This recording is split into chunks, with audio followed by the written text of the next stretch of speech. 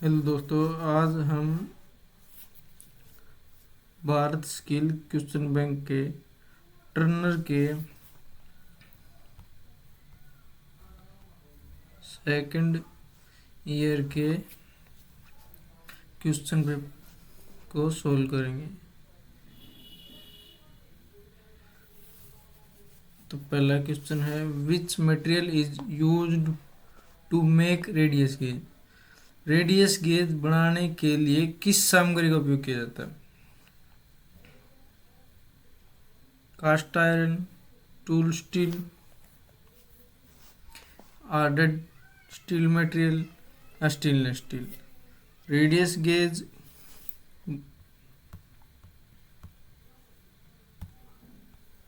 हमारी hardened steel metal के बनाए जाते हैं और इसका उपयोग हम जॉब पर, हमारे वर्क पीस पर रेडियस को चेक करने के लिए यूज करते हैं। Question number second, what is the name of gauge use to check the radius form on the edge of a cylindrical component. मतलब बेलनाकार कंपोनेंट के किनारों पर बनी त्रिज्या की जांच के लिए उपयोग किए जाने वाले गेज का नाम बताएं। Radius gauge, fillet gauge, plug gauge या फिर फिलर गेज। तो कंपोनेंट के किनारों पर बनी रेडियस त्रिज्या को जांच करने के लिए हम रेडियस गेज का प्रयोग करते हैं। Question number third, what is the name of the part marked as X in plunger type dial test indicator. मतलब ये हमारा डायल टेस्ट इंडिकेटर है, इसमें ये जो एक्स के द्वारा चिन्हित कहा गया है, इस पार्ट का नाम बताएं। बेजल है, एनविल है, स्टिम है या प्लंजर है।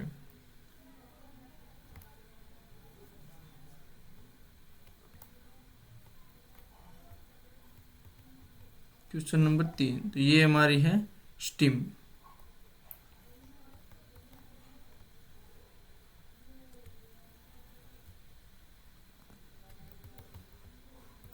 Question number 4, what is the name of part marked as X in plunger type dial test indicator. मतलब डायल टेस्ट इंडिकेटर के plunger type dial test indicator है, इसमें ए पार्ट का नाम क्या है? बेजल है, एनविल है, स्टिम है या फिर प्लंजर है।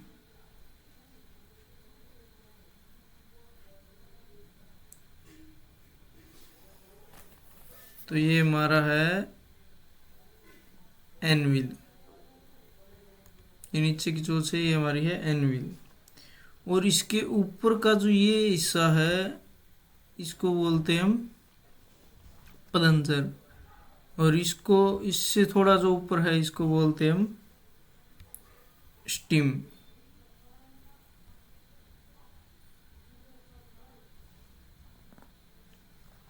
और ये पूरी डायल को इसको बोलते हैं हम bezel.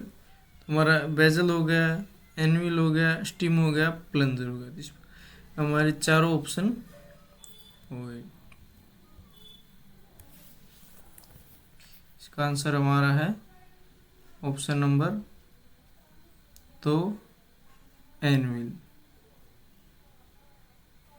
Next question, question number 5, sorry, what is the name of part marked as X in lever type dial test indicator. वो हमारा था plunger type dial test indicator, ये हमारा है lever type dial test indicator. इसमें ये दिखाया गया एक्स का नाम बताएं। तो ये हमारा है stylus.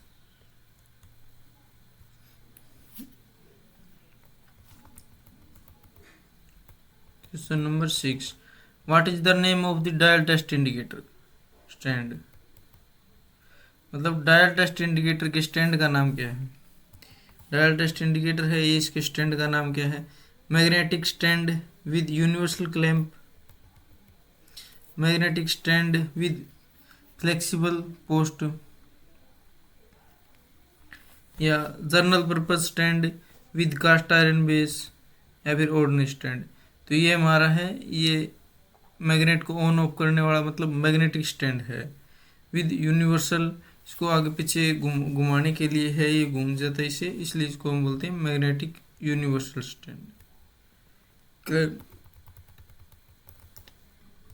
What is type of jig, photo में दिखाई गई है इस जिग का नाम क्या है?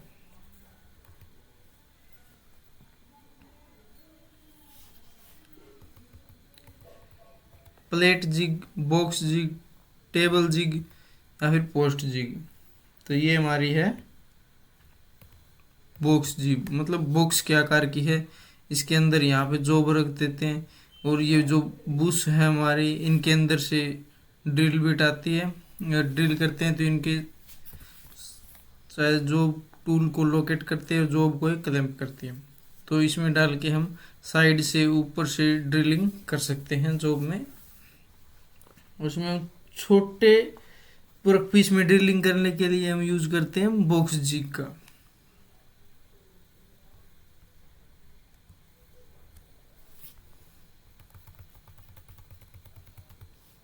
Question number 8, what is the name of jig, jig का नाम क्या है? प्लेट जिग, चैनल जिग, या फिर ट्रूनियन जिग, या फिर सैंडविच जिग। तो ये हमारी है ट्रूनियन जिग। इसका क्या यूज है? ये भी सेम बॉक्स जिग की तरह ही है। विभिन्न प्रकार से होल करने हो तो इसके अंदर डाल के फिर ये बूस वगैरह से इसमें ये क्लैंप करके इसमें डाल के ये बूसों में से होल किया जाता है, लेकिन इसमें थोड़ी बड़े साइज की वर्क पीस क्लैंप किए जाते हैं। इसका नाम ट्रूनियन जिग। तो जिस शेप के अनुसार इनके नाम दिए गए हैं, किस प्रकार से शेप है, वो बॉक्स टाइप थी, वो बॉक्स जिग थी, ये ट्रूनियन है। What is the name of the jig, अब इस जिग का क्या नाम है? 9 question, what is the name of jig, jig किस प्रकार की है? इसमें ये ड्रिल बुश है जो जिग के इसके अंदर से ड्रिलिंग की जाती है। एक चैनल जिग है, प्लेट जिग है, पोस्ट जिग है। तो ये हमारी है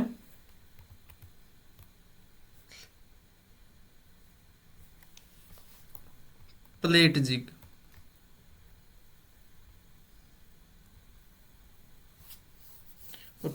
प्लेट जिग की क्या खास बात है? ये इसके नीचे बेस नहीं होता। ये हमारी वर्क पीस है, इसके ऊपर से प्लेट रखी और इसको सीधा क्लैंप किया जाता है और फिर ड्रिलिंग की जाती है। ऐसी जिग जिसके अंदर बेस प्लेट नहीं है, ये प्लेट जिग है। What is the name of device, ये क्या है? इसका नाम बताना है। जिग है, वॉइस है, टेबल है, मिलिंग फिक्सर है। ये हमारा है milling fixer. Question number 11, which cutting tool have highest cutting efficiency, मतलब कौन से टूल की सबसे अधिक कटिंग काटने की क्षमता है, मतलब अपनी हार्डनेस बनाए रखता है, जो कटिंग की क्षमता ज़्यादा है इनमें से? माइल्ड स्टील है, हाई कार्बन स्टील है, हाई स्पीड स्टील है, या कार्बाइड है? इनमें से सबसे ज़्यादा कटिंग एफिशिएंसी हमारे कार्बाइड टूल की है।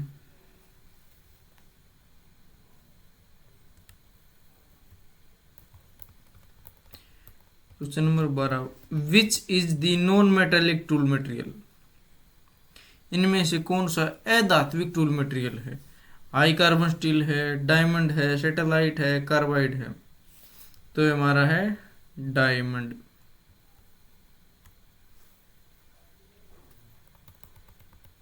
Question number 13, which one is chief constitution of ferrous tool material, मतलब इनमें से लो टूल सामग्री का मुख्य घटक कौन सा है? लोह टूल सामग्री मुख्य घटक क्या होता है हमारा? आयरन होता है, टंगस्टन होता है, वेनेडियम होता है, या फिर कार्बन होता है। तो मुख्य घटक हमारा होता है iron. Question number 14, which one is example of ferrous tool material? मतलब लोह टूल सामग्री का उदाहरण कौन सा है इनमें से? हाई कार्बन स्टील है, कार्बाइड है, सैटेलाइट है, या फिर डायमंड है? तो हमारा है हाई कार्बन स्टील।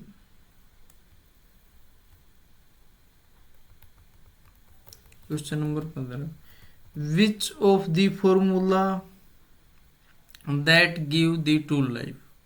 मतलब टूल लाइफ का फॉर्मूला बताना। ए क्वेश्चन ए है, बी है, सी है, या फिर डी है? तो हमारा क्वेश्चन टूल लाइफ का फार्मूला है वी टी की power n is equal to c. ये फॉर्मूला है हमारा कटिंग स्पीड का, पाई डी एन बाई 1000। ये कटिंग स्पीड mm में, मीटर प्रति मिनट में। और अगर इसके नीचे 100 हो तो वो सेंटीमीटर में, इसके नीचे पाई डी एन बाई 12 है तो वो इंच में। और ये v का मतलब होता है कटिंग स्पीड, t का मतलब टूल लाइफ मिनट में, n का मतलब होता है tool life depend on tool material. मतलब टूल मटेरियल की के ऊपर डिपेंड करती है कि जैसे कार्बाइड की होती है 0.2 से 0.4, HCS की होती है 0. मतलब हाई कार्बन स्टील की होती है 0.05 टू 0.1, हाई कार्बन स्टील की होती है 0.1 टू 0.2, इस प्रकार से। और ये हमारे कटिंग स्पीड का फॉर्मूला, इसमें पाई की वैल्यू होती है 3.14, डी होती है डायमीटर ऑफ जॉब, एन होती है आरपीएम, स्पीड, स्पिंडल स्पीड।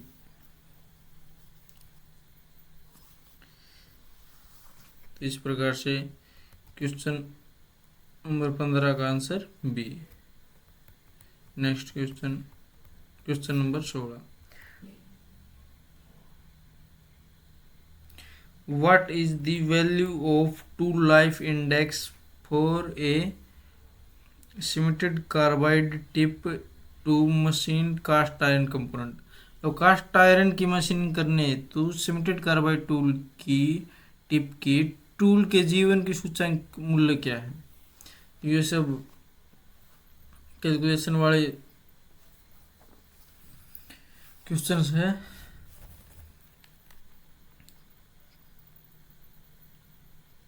तो इसका आंसर होगा हमारा 0.10।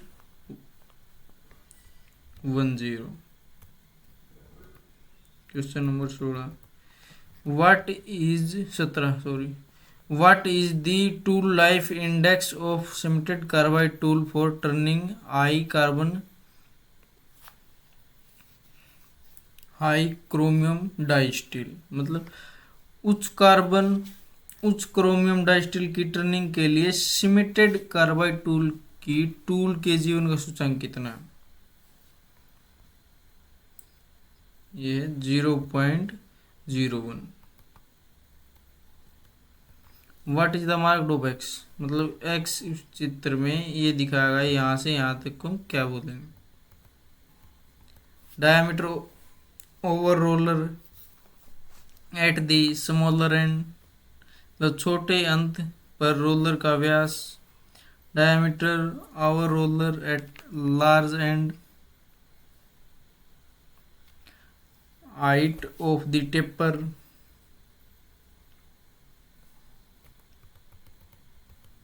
Diameter of roller. ये हमारा क्या छोटे अंत, मतलब जॉब का छोटा हिस्सा है, तो रोलर के स्मॉल एंड, तो ये है diameter of roller at the smaller end. मतलब डायमीटर तो रोलर का ये दो रोलर है, और स्मॉल डायमीटर है एंड ये स्मॉल एंड, तो इसलिए हमारा ये ऑप्शन ए सही।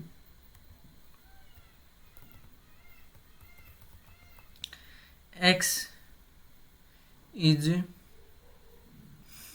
What is the term marked as X, मतलब इसमें यहाँ से लेके यहाँ तक ये हाइट क्या प्रदर्शित कर रही है, मतलब ये है diameter over roller at bigger end, height of the job है, या height of the slip gauge है, या diameter over roller at smaller end. तो ये हमारे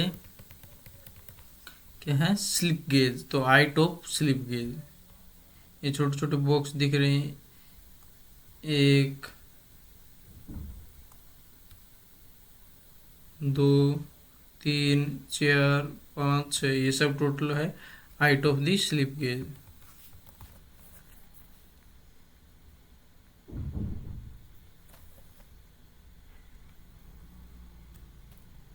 क्वेश्चन नंबर 20, एक्स के रूप में चिन्हित शब्द, मतलब ये यहाँ से यहाँ तक, तो उसमें था diameter over roller at smaller end, क्योंकि नीचे था तो इसमें दिखाया गया ऊपर, तो इसका होगा diameter over roller at bigger and.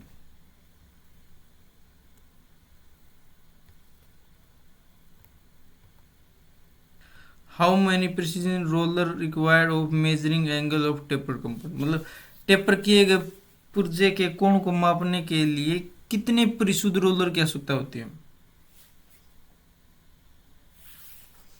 मतलब ये जो जैसे टेपर फॉर्मूला है, यहाँ पे कितने रोलर की आवश्यकता होती है टेपर निकालने के लिए, हमें 2 रोलर, एक यहाँ पे एक यहाँ पे, तो ये एंगल निकलेगा, एंगल से टेपर निकलेगी, तो इस वजह से हमारे 2 रोलरों की रिक्वायरमेंट होती है। How the cutting speed is express, मतलब कटिंग स्पीड को कैसे प्रदर्शित करते हैं, फुट प्रति मिनट में, मीटर प्रति सेकंड में, मीटर प्रति मिनट में, या रिवोल्यूशन प्रति मिनट में। तो कटिंग स्पीड को कैसे करते हैं,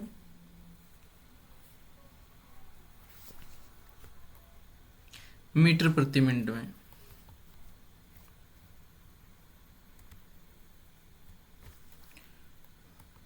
question number 23, what is the length of the tool travelled in 1 revolution if the diameter of work is D, मतलब एक चक्कर में टूल की लंबाई क्या है यदि कार्य का व्यास डी है, तो नॉर्मल है, तो इसका हो जाएगा pi into D.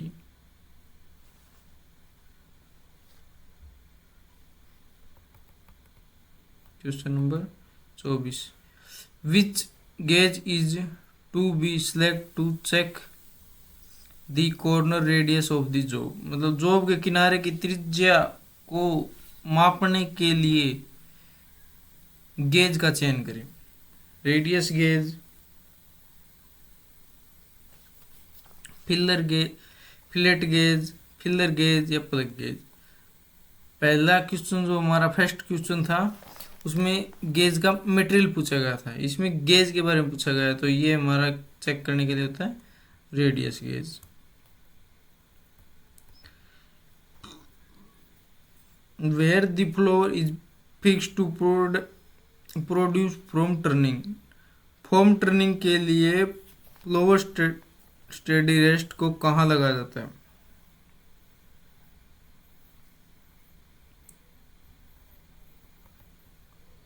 Tool part पे, टॉप स्लाइड पे, या क्रॉस स्लाइड पे, या फिर टेल स्टॉक पे। मतलब फॉर्म टर्निंग के लिए फ्लोवर स्टडी रेस्ट को कहाँ पे लगाया जाता है, फ्लोवर स्टडी हमारी लगती क्रॉस स्लाइड पे।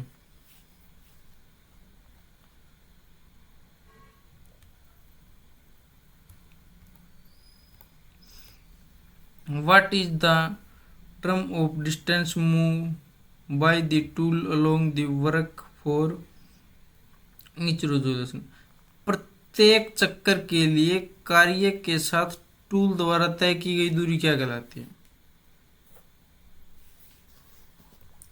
मतलब प्रत्येक चक्कर के लिए कार्य के साथ टूल द्वारा तय की गई दूरी क्या कहलाती है, तो ये हमारी फीड कहलाती है। कटिंग स्पीड होती है 1 मिनट में, depth of cut. Question number 27,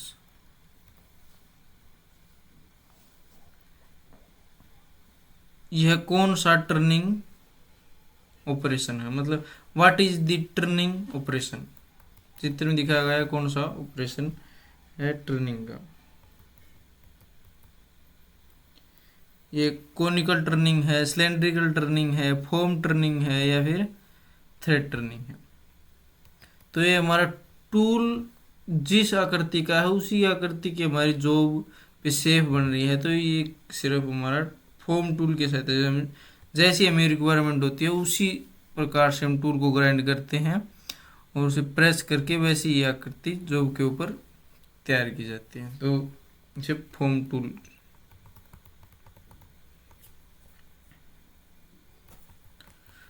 What are the possible surface can that be produced by the foam turning। तो फोम टर्निंग उत्पन्न करने के लिए फ्लोर कहाँ पर फिक्स किया जाता है।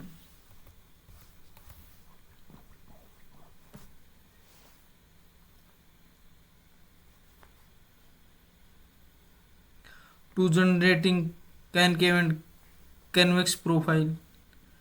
बेलनाकार सतह बनाने के लिए to generate cylindrical, to generate conical surface, to generate flat surface.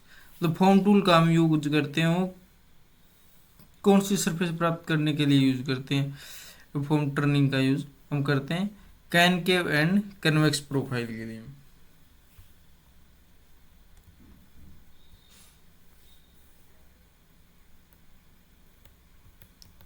What is the name of the instrument use to check the form of profile. चित्र में दिखाया गया है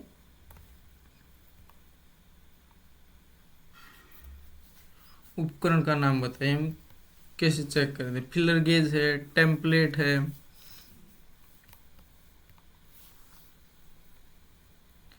रेडियस गेज है, या फिर फिलेट गेज है।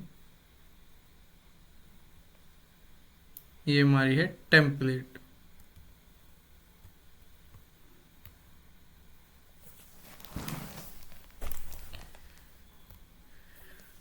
Question number 30, which type of tool is suitable for produce form surface in mass production activities. मतलब बड़े पैमाने पर उत्पादन गतिविधियों में किस प्रकार का टूल सतह का निर्माण करने के लिए उपयोग किया जाता है।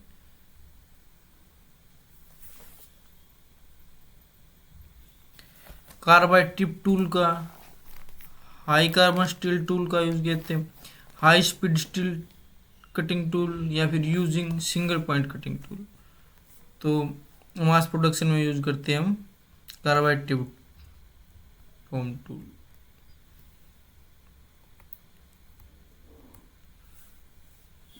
What factor is important of free and form turning. Free and form turning में क्या कारक महत्वपूर्ण है। Unskilled labour, skilled labour, sharp tool, या फिर high speed.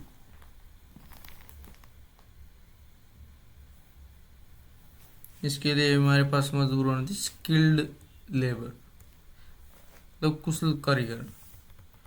What is the operation, कौन सा ऑपरेशन है। चेकिंग एंगल है, चेकिंग द स्क्वायरनेस है, चेकिंग द हाइट है, चेकिंग द पैरेललिज्म है। तो ये हमारी क्या चेक हो रही है, ये यहाँ से यहाँ तक चेक करें, checking the parallelism.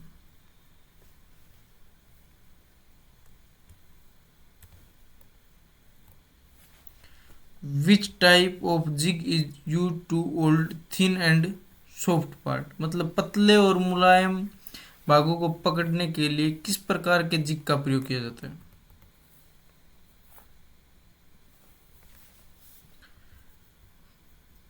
Plate zig का, चैनल जिग, सैंडविच जिग, या टूनियन zig.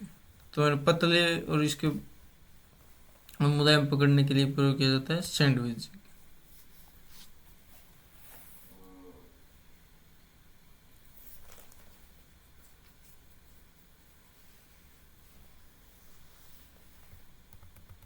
Question number 34, which type of jig is used for large awkward sharp piece part is the drilled in many direction. मतलब किस प्रकार के zig का उपयोग बड़े अजीब आकार के टुकड़े के लिए किया जाता है, जिसे कई दिशाओं से ड्रिलिंग करना होता है।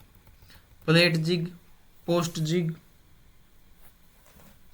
टेबल जिग या trunnion jig.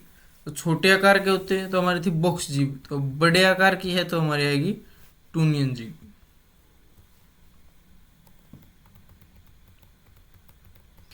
Which is the device that can hold, locate and guide the tool. मतलब कौन सी युक्ति जॉब को पकड़ता है, स्थिर करता है एवं टूल का मार्गदर्शन भी करता है। मतलब टूल को गाइड करता है और जॉब को लोकेट करने में दोनों काम किसे करते हैं, जिग के द्वारा।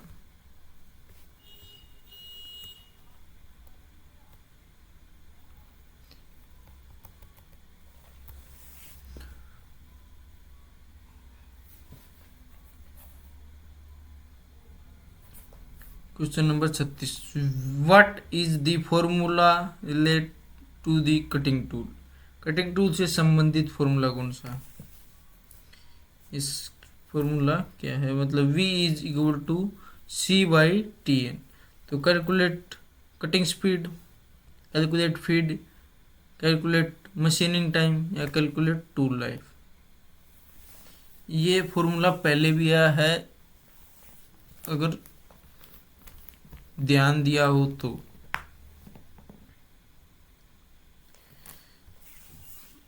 वहाँ टूल लाइफ निकालने का फॉर्मूला है। वहाँ पे क्या दिया हुआ था, वहाँ पे था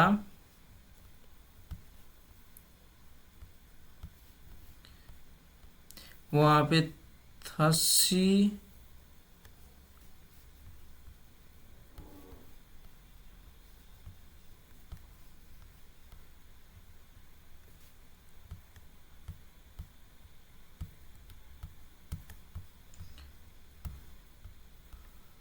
वहाँ पे था C is equal to V into T की पावर N। तो यहाँ पे उसको थोड़ा V is equal to C by T की पावर N। अगर C को हम इस साइड रखेंगे तो V की क्रॉस मल्टीप्लाई करेंगे तो वो जो C is equal to V into T की power N। Question number 37, what is the purpose of equation x minus 2s plus r in taper measurement।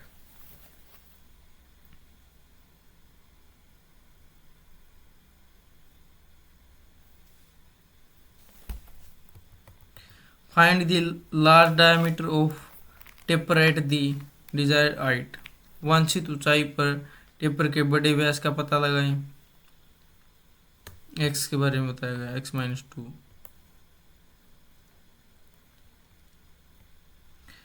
Find big end diameter, find small end diameter या find length of taper. मतलब तो ये हमारा दिखाया गया है इसमें, find the large diameter of the taper at any desired height.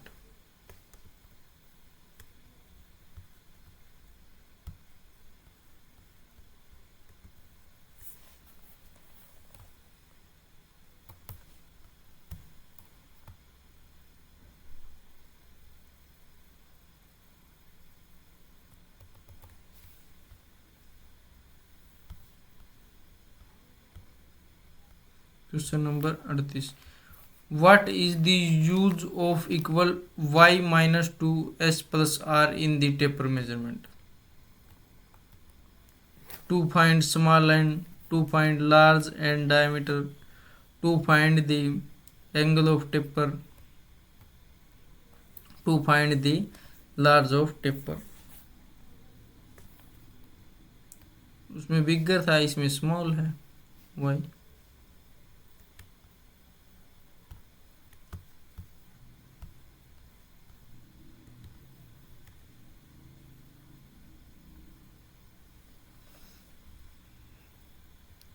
इस प्रकार से आज हम अपनी क्लास को यहीं तक रखते हैं, जिसमें हमने टर्नर के ट्रेड थ्योरी के 38 क्वेश्चन का सॉल्यूशन किया।